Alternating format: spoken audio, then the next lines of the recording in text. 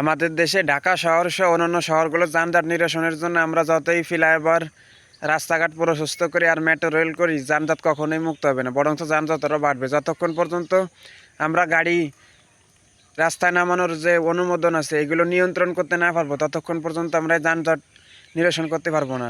সরকারের অনুমোদন ছাড়া বাংলাদেশে কেউই গাড়ি এই রাস্তা নামাতে পারবে। রাস্তা নামাতে হলে সরকারের কাছে আবেদন করা লাগবে এবং সরকার অনুমতি দিলে তখনই গাড়ি নামাতে পারবে। এবং বাংলাদেশের ব্যক্তি পর্যায় থেকে শুরু করে সে ব্যক্তি পর্যায়ে এক একটা পরিবারের মানে ছেলে মেয়ে সবারই গাড়ি আছে, এই জন্যে এক একটা পরিবারে একটার বেশি কেউ গাড়ি কিনতে পারবে না। আর যারা যাত্রীবাহী যে বাংলাদেশে তো যাত্রীবাহী যে বাসগুলো আছে এগুলো তো অহরহ আছে, তাই যে নির্দিষ্ট কিছু সংখ্যক অল্প কিছু সংখ্যক যাত্রী যারা করে তাদেরকে অনুমোদন দিয়ে তারা অল্প কিছু গাড়ি রাস্তায় নামাতে পারবে। এবং তখন অল্প কিছু গাড়ি যাত্রীবাহী বাস নামালেও তারা যাত্রী সঠিকভাবে পাবে এবং সময় মতো যাত্রীরা তাদের নির্দিষ্ট স্থানে পৌঁছাতে পারবে।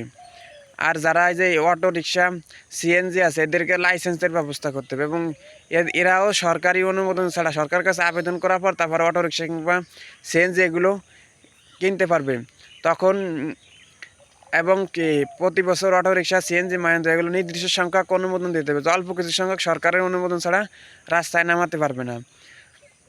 এবং যারা আছে এই যে প্রাইভেট কার সেই যে মানে প্রাইভেট গাড়ির যে মালিক তাদেরকে অল্প কিছু সংখ্যক অনুমোদন দিতে হবে, তারা যে কোনো সময় যে হঠাৎ করে গাড়ি রাস্তা নামাবে এগুলো নামাতে পারবে না, সরকারের এগুলো নিয়ন্ত্রণ করতে হবে।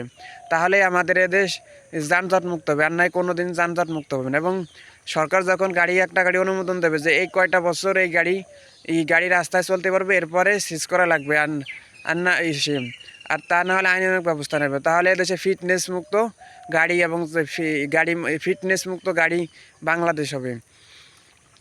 এবং এদেশে যানজট মুক্ত করতে হলে এই পদক্ষেপগুলো গ্রহণ করতে হবে, এছাড়া বাংলাদেশে যানজট নিরসন করা সহজ না। তো তাই সরকারকে এইগুলো বাস্তবায়নের জন্য বিশেষভাবে অনুরোধ করছি।